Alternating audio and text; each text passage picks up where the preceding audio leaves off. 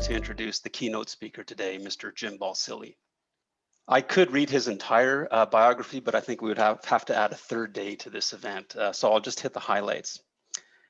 Jim is the retired chairman and co-CEO of Research in Motion, also known as BlackBerry, founder and chair of the Center for International Governance and Innovation, CIGI, the organization with which we are co-delivering this conference.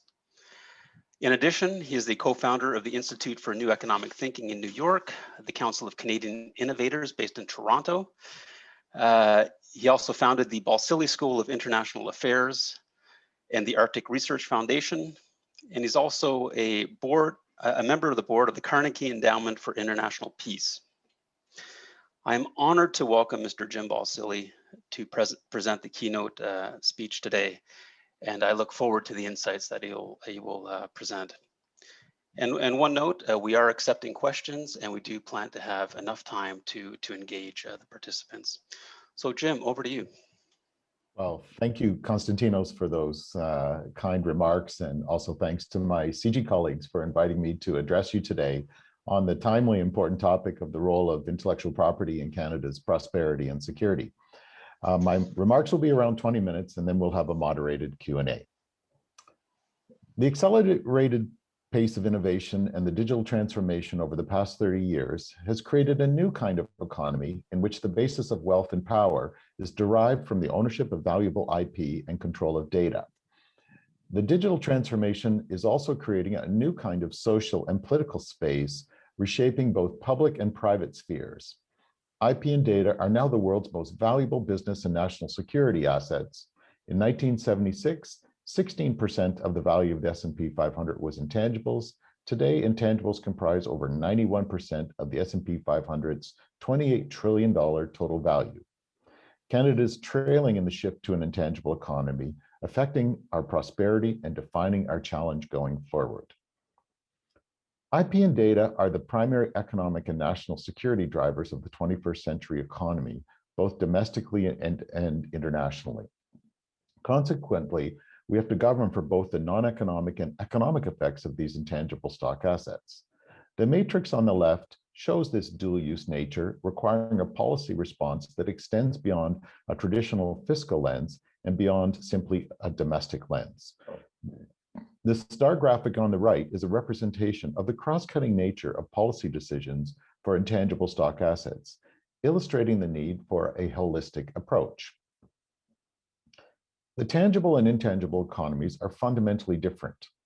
In the production-based industrial economy of tangibles, the ability to produce efficiently at scale and sell at lower prices enables the capture of markets, which underpins profitability. Traditional economy trade agreements open foreign markets to gain greater access to production economies of scale. Competition naturally emerges from the removal of restrictions on commerce, and efficiency is based on optimization of global supply chains. With the shift to the knowledge-based economy, companies and countries turned their focus to strategically generating valuable IP assets, and more recently to strategically controlling valuable data assets. Wealth accrues to owners who amass these two rent-generating assets that can be commercialized based on a principle of legal restriction. Digital products based on IP and data have effectively zero marginal production costs, which results in winner-take-all, or at least most, economics. Market opening thus drives concentration, not competition. The instruments designed to govern this type of global economy focus on protecting and enhancing the value of IP and data assets. Canada ignored the rise of the knowledge-based economy and as a result became a large IP importer. Data shows that Canada missed the shift from the tangible to intangible economy by not placing value on generating and owning valuable IP stock assets. You cannot commercialize what you don't own.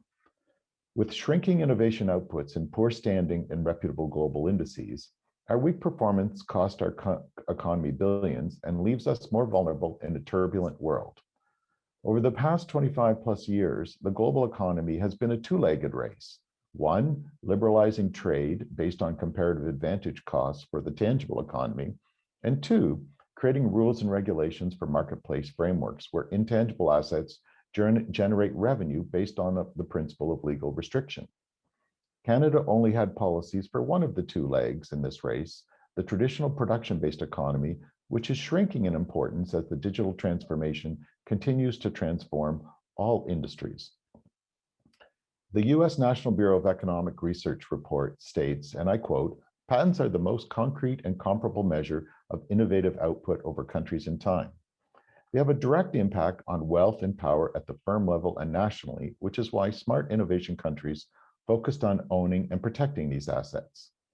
This accumulation is being turbocharged by a big data tsunami sourced from a vast array of sensors that form the Internet of Things.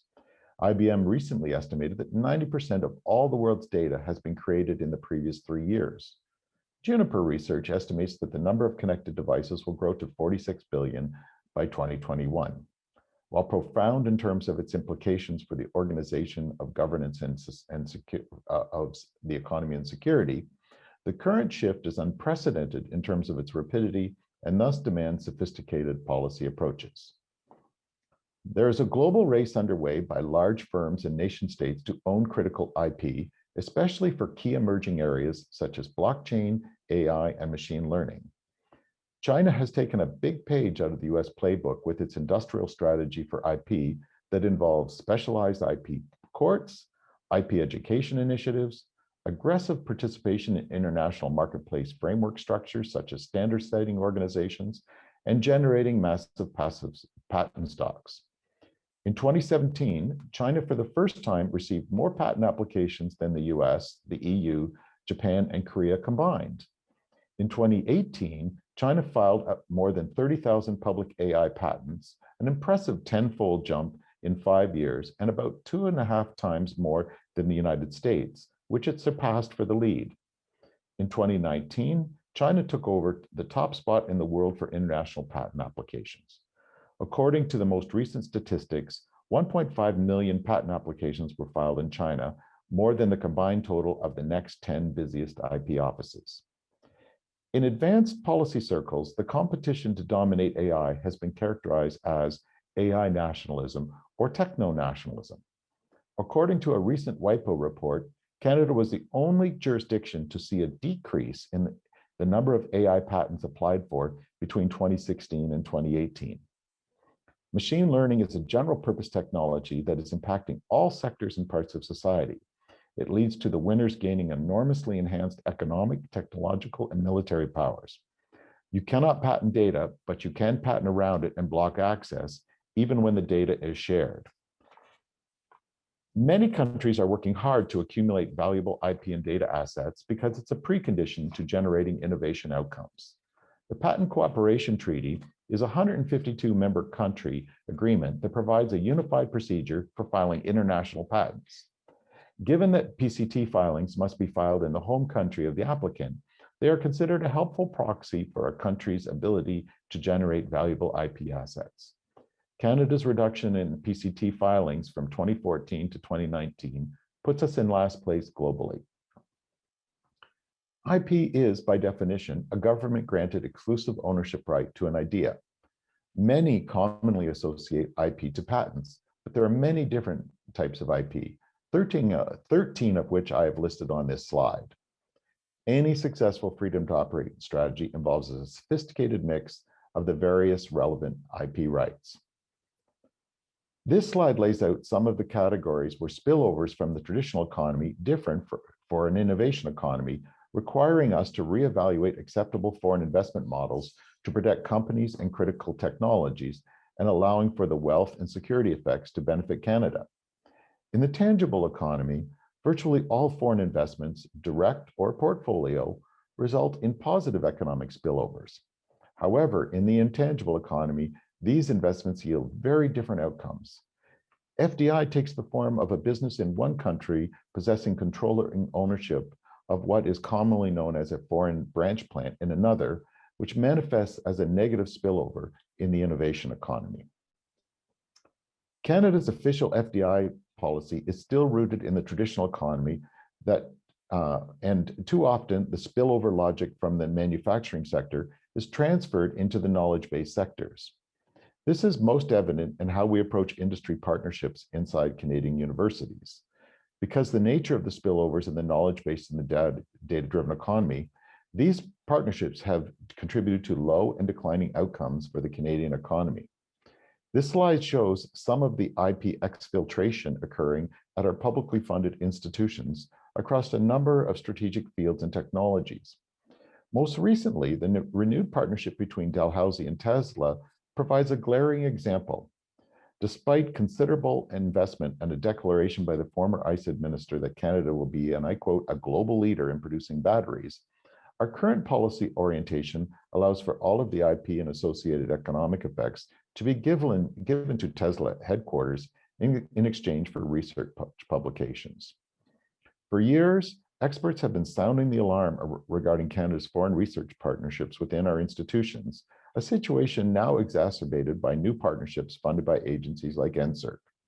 As the Globe and Mail recently reported, these partnerships are being implemented despite warnings by CSIS and is contradictory to actions taken by our Five Eyes allies. With the predatory nature of these partnerships lacking policy oversight, our institutions and now government agencies are vulnerable to compromising our security and sovereignty. While a new mandate for the coordinated approach to safeguarding Canada's research ecosystem and IP-intensive businesses had just been identified as a priority for the federal government, its urgent need for implementation must also include strategic updates to the Investment Canada Act, a critical piece of the digital policy infrastructure vital to our prosperity, security, and sovereignty. Mitigating threats to our national security does not mean abandoning the opening and collaborative nature of Canada's research ecosystem. In fact, establishing a framework that accomplishes both objectives is consistent with legislation and policies established by our Five Eyes allies.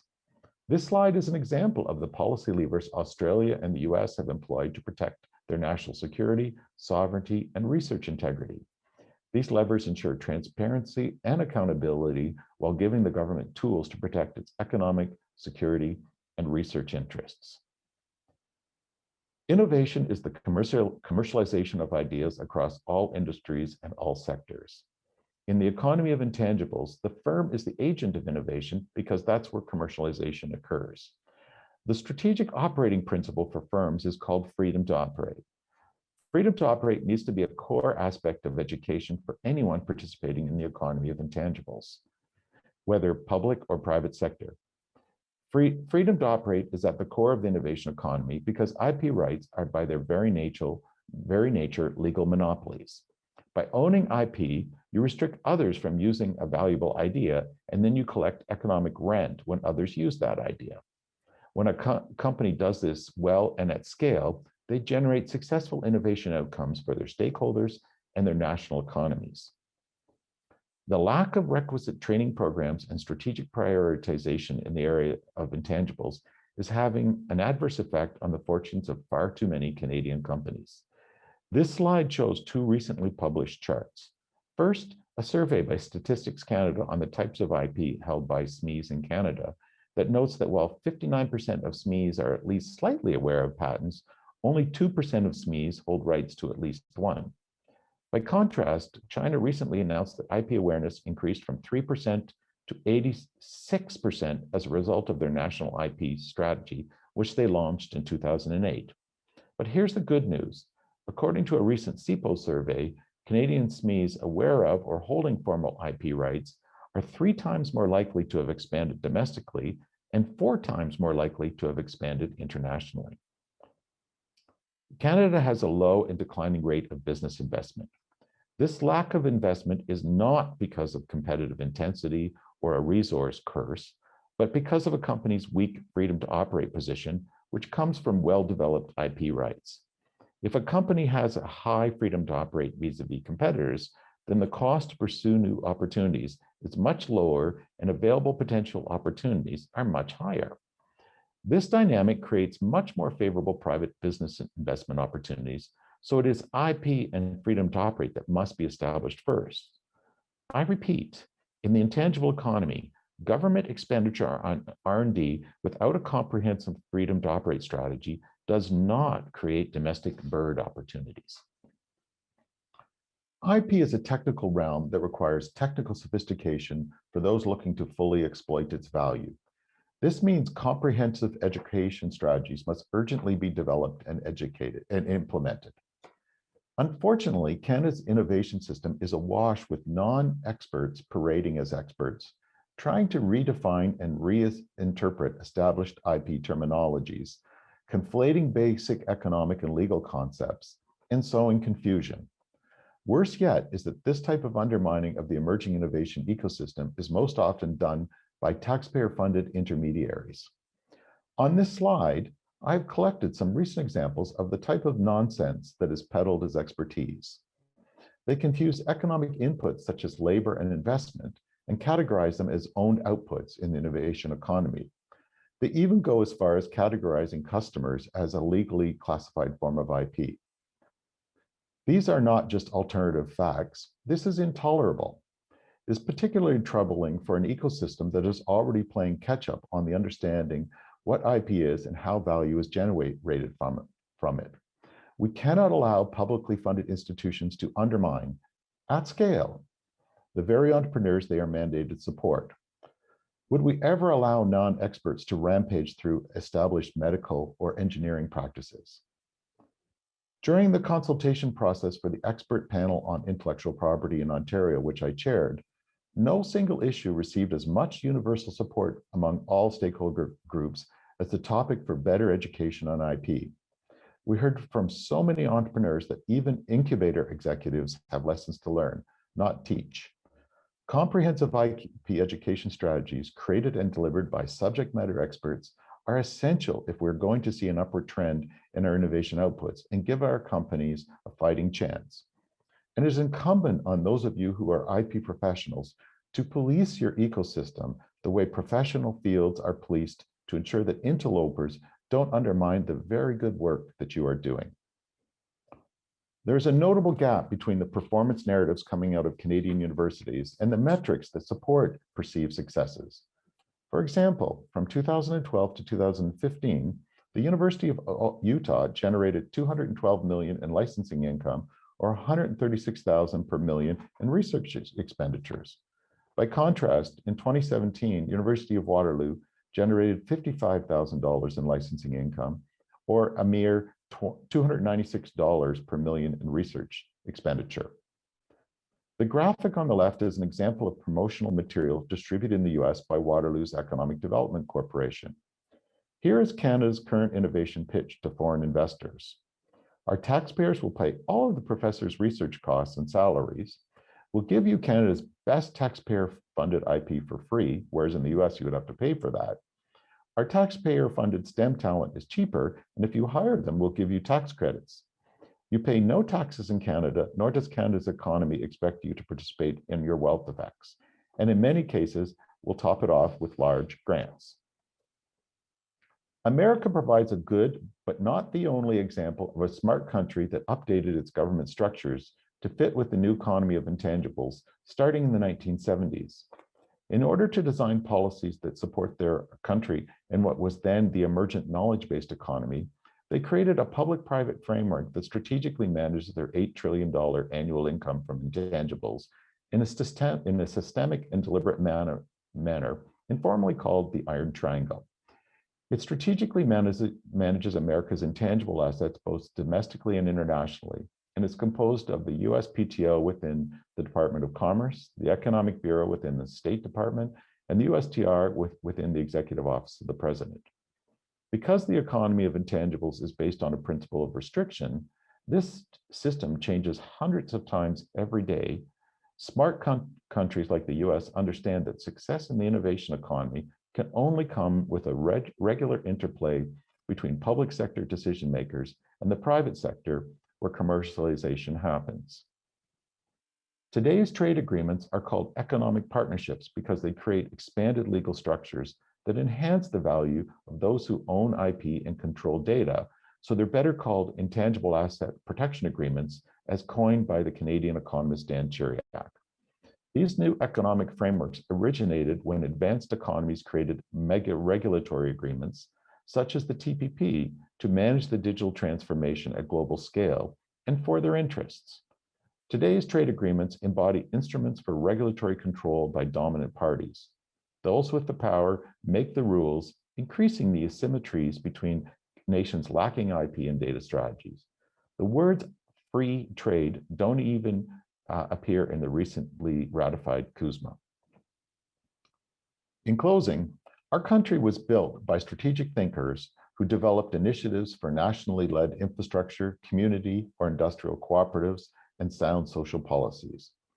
The digital transformation has ushered in the need for updated strategies, institutions, programs, and policies, including but not exclusive to IP. Public investment in these critical elements of digital policy infrastructure will determine the tenacity of a secure and prosperous nation's ability to withstand hard times while laying the foundations for the future. Accomplishing these objectives will require a collaborative approach across federal ministries, an analysis of the roles and responsibilities of each of our agencies, bureaus, regulators, and institutions as it relates to the challenges and opportunities the digital transformation has raised. My own experience has convinced me that Canada already has the experts that can lead the way. Some of the very best IP practitioners and educations I've met in my career are Canadian, many of whom have joined today's events. Many of them are already doing public service in these areas and are responsive to the requests by the policymakers. And there are also many talented people in the government who can help lead the way. My hope is that the best and brightest in our public and private sectors can fuse their respective knowledge and help Canada excel in the knowledge-based economy. I look forward to answering your questions, and I thank you for your time today. Thank you very much, Jim, for that very provocative and comprehensive presentation on the state of IP. Just a reminder, the Q&A function is available for those who wish to ask questions. Let me kick off with a question that came to mind. You mentioned economic nonsense and different points of view, sharing information or advice along the way. Certainly that's what we see here in terms of doing this conference and the meeting yesterday, to understand the data, build an evidence base that is robust to inform broader policy decisions. So we're very keen to ensure that there is good, credible, impartial information and advice going out to those seeking to make decisions. So let me ask this question. You've talked a lot at the macro level about some disconcerting trends, techno-nationalism, asymmetries in trade, and the anti-competitive use of IP. These are all big issues, will take a long time to address. I was wondering, in the more immediate term, at a micro level, what advice would you give to a small company, a company that's not plugged into the broader geopolitical game? What advice would you give this company today to help them navigate these treacherous waters? Yeah, I mean, I would say it's a rivalrous, predatory system that's got mercantilist structures to it. So it's a contended space. The first thing I would say to a young entrepreneur, and there are a number of them that I speak to very regularly, stay away from bad advice. But no advice is better than bad advice. And there's a lot of bad advice out there in our ecosystem. I think this second thing you do is do find experts. And to the credit of ICID, they funded a new innovation asset collective where they have education programs, and I know you're involved with it, Konstantinos, and they're providing these education resources. And I would go there, and it's free or near free. It's heavily subsidized. I know it's got some limitations on the education to clean tech, but there's virtually no cost in expanding that education more broadly to the ecosystem. And as Maya Angelou famously said, when you know better, you do better. And I've seen so many bright entrepreneurs with a bit of mentoring, a bit of expert advice, just soar in their growth, which shows me that we have all the potential in the world. Let's just make sure we nurture them in the right fashion in these very technical realms. Thanks, Jim. You know, we can't have any policy discussion today without trying to understand the impacts of COVID. It's put an incredible pressure and test to the innovation ecosystem and the IP system throughout the world. Based on what you presented today, how would you say COVID might have revealed any particular weaknesses in the IP system? Has it revealed anything that we should be concerned about? And what can we learn from this to help build back a better IP system? Sure. Great question. It has laid bare some things. In my interplay with the policy community domestically, I have considerable interplay around the world in my career. Southeast Asia, certainly a ton in Washington, in the US, and in Brussels. And I've tried to explain that the ideas economy competes on a principle of legal restriction where companies and countries can have absolute advantage, not comparative advantage. So it's not structurally a cooperative system. You can literally be the landlord in every sector and the tenant in every sector, or the tenant in every sector, whereas in a comparative advantage one, you always relatively benefit by trading intangible goods. So I would say that this pandemic has laid bare the fact that we have to sharpen our elbows, we have to up our game. It's not a cooperative world structurally. I'm not talking morals or personality, and it's mercantilist, so that we have to look after ourselves. And we saw that with this, the security value of these technologies has been laid very bare. It's affected our sovereignty on elements of vaccines and personal protective equipment. We've also seen that these technologies are much more strategic, much more valuable for it's hastened the transformation. And as we've compressed the value of money in the flooding of these things, that's created an explosion of the asset value on these kinds of technologies. So it's driven a whole lot of things intensely that says, and how you want to arrange the geopolitical world is a complex issue. But what Canada needs to do is very straightforward. We need to up our game. We need to think much more specifically in our national interests. We have to look after ourselves. And much of my exhortation to the political class and to the policy class is that we have to attune ourselves to these realities. It's been like that for a long time. It's been the reason we've seen erosions in our sovereignty and in our prosperity. But this pandemic has really sharpened it and laid it bare, and it's created awakening. And one thing I say is we have all the potential in the world to be much better here. It's just an orientation. The people I've met in the policy and the service and the IP experts, the trade experts, our entrepreneurs, they're world class. So we have all the potential in the world to perform better with this awakening and the kind of leadership that you're doing, which I'm heartened to see. Thanks for that. We're getting some great questions from the floor here. This one's with regard to university-generated knowledge. There's a cultural unwillingness in Canadian academia, both by institutions and individual researchers, to protect the knowledge they generate. How can Canada address this issue without stifling discovery and open science? And would you recommend the federal government introduce legislation similar to the Bayh-Dole Act? Well, whatever we do has to be attuned to the circumstances. So whatever we do, we have to make it made in Canada. The issue is have we given the right people the right job? There are jobs you want me to do, and trust me, there are jobs you don't want me to do. And universities are not designed or attuned to innovation. They're designed to invention. And they're also designed to education.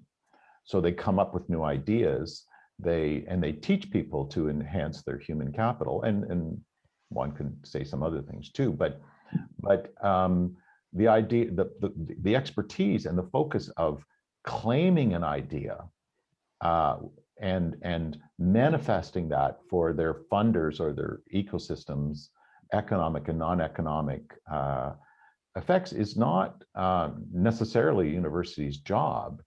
And when you look at a place like Germany with the Fraunhofer Institute, they have 72 research entities, very basic and applied research, hugely engaged in their whole ecosystem. They have one centralized commercialization and IP office for all 72. So they separate the research function, the creative engineering or development, from the very specific realm. And as an example, Ontario has a couple dozen of these entities. And many of them are supervised by people who don't have the same technical expertise, don't have technical expertise in the realm. So we haven't appreciated that it needs a particular focus of technical expertise, of strategic orientation. It in no way, shape, or form interferes with the creative exercise and how one chooses to manifest that as a public policy, whether through open science. You can't keep it open if you don't open it, if you don't own it to declare it open. You simply lay yourself bare to someone. In a sense, if you invent the time machine and you don't own it to avail it to open science, then the person who invents the door handle for the time machine will claim the whole time machine and shut down the open science of it. So these are very, very important public policy issues. I think we have to be deliberate in what we're looking for. I think we have to resource and apply expertise to it, and not have this non-directed kind of activities that start with policy by funders that manifest the values that we're seeking to serve our nation. Thanks, Jim. The questions are coming in fast and furious. This one's with regard to support for SMEs. You spoke about freedom to operate being key here. It's clear that engaging entrepreneurs, particularly SMEs, is key. Our investments in education through the IP strategy and what CIPO is doing is a start. However, many SMEs are hesitant to pursue IP protection due to the high costs, whether it's licensing, filing, defending IP, as well as other challenges and barriers that they face, such as awareness and education. How would you help address this gap, the clear barriers that SMEs have to actually getting to the protection of their IP rights? Well, that's a great and fair question, and it really goes to a marketplace breakdown, market failure for our current structure. And because we've not made it a policy focus over the last 25 years of the shift to the knowledge-based economy, our firms have become relatively small and relatively weaker in this realm, and they're outgunned in the global terrain. So the antidote to that are programs and policies that create more coordinated and centralized resources to take down those costs, to provide those services for small firms that you give them a terrible choice. Do I protect my ideas or do I create my ideas? And you have to do both. You can't force them to choose one or the other. And that was one of the recommendations of our panel that we chaired in Ontario. I think you're going to see activities in that. We really modeled this recommendation off the top 3 innovation economies in the world. Singapore, South Korea, and Germany all have centralized and coordinated services subsidized for their SMEs as an instrument of public policy. So we have to let go of a lot of this neoliberalism, total hands off, for something that is very mercantilist and predatory, that requires deliberateness in the form of public policy to fix this market failure of expertise and costs. But also there's a lot of benefit in shared services like prior art libraries, like education materials, like patent collectives, where because those capabilities are what you call non-rival or not rivalrous, you can provide a prior art library to 100 companies almost for the same cost as you provide it for one. So that's an idea of a very shared service akin to a hydro company or a wastewater treatment. You like to have one for a community or something like that. So community and collective approaches, which was my last slide, make for, with a public policy orientation, is a real opportunity for Canada. And we can just borrow from our old playbook of Canada, and we can also borrow from the playbook of the top 3 innovation economies, or what the Scandies do, or so on. We're just, none of this is nothing that I've said is not being done elsewhere in successful innovation economies around the world. I think we might have time for one, hopefully 2 questions. Let me ask this. There's still a lot that we do not know about the linkages between IP and innovation. For this audience in particular, an audience that's interested in IP research, what do you see as the biggest gaps in data, evidence, and knowledge that we should focus on to address? You touched on economic nonsense. What do you see as the biggest areas of threat where we need to focus our efforts?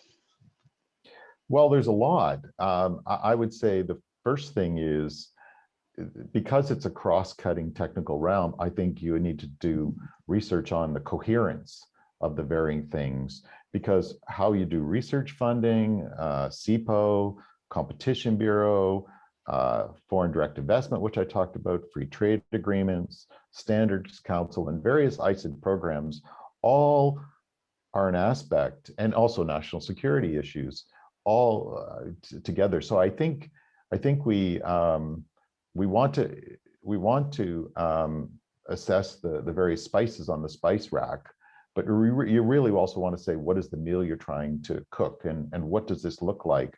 So I think the coherence of this, and then proper analytical frameworks for each one of those realms, both individually and then how they come together. And I think I've touched on a lot of those in my remarks today, like how China's kind of quasi-hijacked the ITU for standard setting and so on. So what's our strategies from a standards point, or trade, or so on? So I think that's the big thing, is to get a coherent sense of the pieces, or identify the pieces, analyze them individually, and then analyze them for their coherence. Then I think the next thing is really to just go for case studies. These are so complex, and it's dangerous to make it abstract. And so case studies really bring you into specific examples of what we should do. And I think you'll have a remarkably rich research agenda that will require weekly conferences by CIPO. Well, actually that's, I'm being told now they're going to pull the plug on us, but I do have to ask you one more question, a quick question. What would you see as the theme for our next conference? I would say coherent national strategies in a very mercantilist world. And that lays bare the geopolitics. It lays the fact that this stuff moves, intangibles moves non-linearly for imperfections. In the tangible economy, you get 90% of it right, you get 90% of the benefit. In the intangible economy, if you get 90% of it right, you get 10% of the benefit. So there's a huge premium for coherence and recognizing the terrain you're within. And again, I'll finish, and first of all, thanking you for your leadership. But I see we have every element for success in our society, in our country. I've seen the expertise, I've seen the sense of nation, I've seen the goodwill of people, I've seen the capability. So this is an optimistic call, and I think these kinds of exercises are very constructive, and I salute you for it, and I encourage you to keep it up. Well, look, Jim, it's been a fantastic discussion. Thanks so much for your time and dedication in this field. It's been a pleasure having this chat today, and I look forward to further collaboration. Many thanks. Anytime, pleasure.